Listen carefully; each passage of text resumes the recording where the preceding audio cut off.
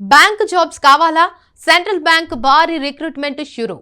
ప్రభుత్వ రంగ బ్యాంకింగ్ ఉద్యోగాల కోసం ఎదురు చూస్తున్న నిరుద్యోగ యువతకు అయితే మరో మంచి అవకాశం లభించింది. ప్రముఖ ప్రభుత్వ రంగ బ్యాంక్ అయిన సెంట్రల్ బ్యాంక్ ఆఫ్ ఇండియా 2026-27 ఆర్థిక సంవత్సరానికి గాను భారీ నియామక ప్రకటన విడుదల చేసింది.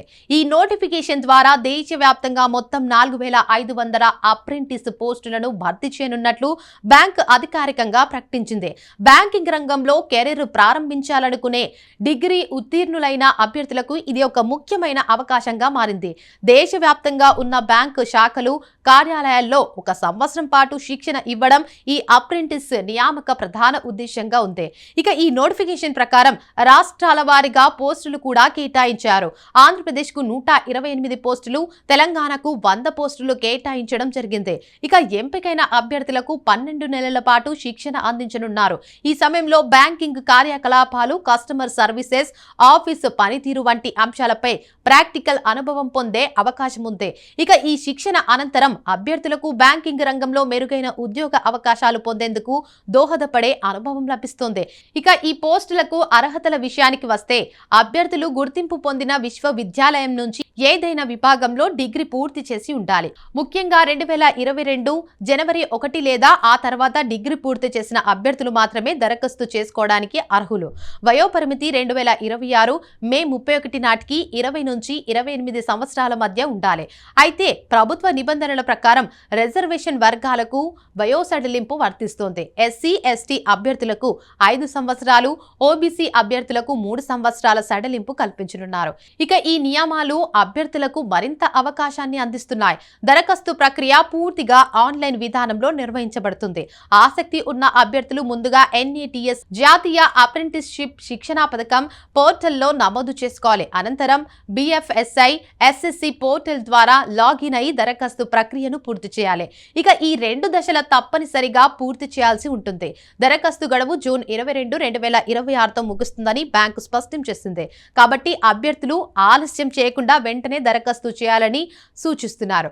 దరఖాస్తు ఫీజు విషయానికి వస్తే జనరల్, EWS మరియు OBC పురుష అభ్యర్థులకు 944, అదే వర్గానికి చెందిన మహిళా అభ్యర్థులకు 708, SC, ST దివ్యాంగులు మరియు ట్రాన్స్జెండర్ అభ్యర్థులకు 236 చొప్పున ఫీజు నిర్ణయించారు. ఇక ఆన్లైన్ విధానంలో మాత్రమే ఫీజు చెల్లించాల్సి ఉంటుంది. ఫీజు చెల్లింపు తర్వాతే దరఖాస్తు ప్రక్రియ పూర్తవుతుంది.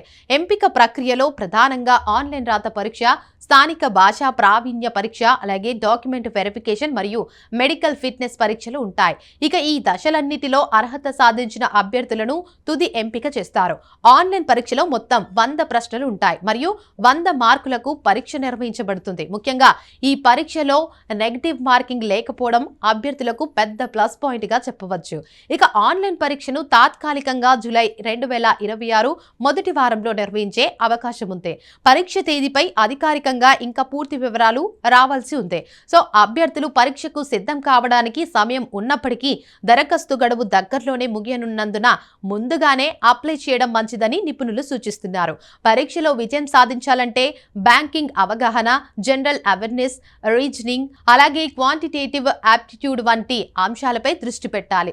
అలాగే ఈ అప్రెంటిస్ ప్రోగ్రాం ద్వారా ఎంపికైన వారికి నెలకు 15,000 స్టైఫండ్ అందించనున్నారు.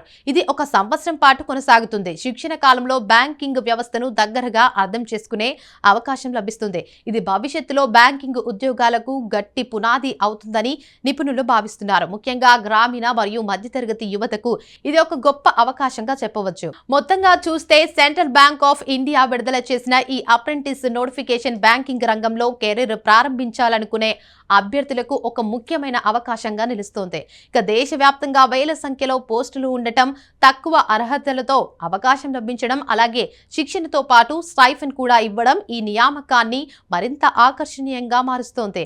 ఇక ఆసక్తి ఉన్న అభ్యర్థులు గడువు ముగిసేలోపు దరఖాస్తు చేసుకుని ఈ అవకాశాన్ని సద్వినియోగం చేసుకోవాలని నిపుణులు సూచిస్తున్నారు.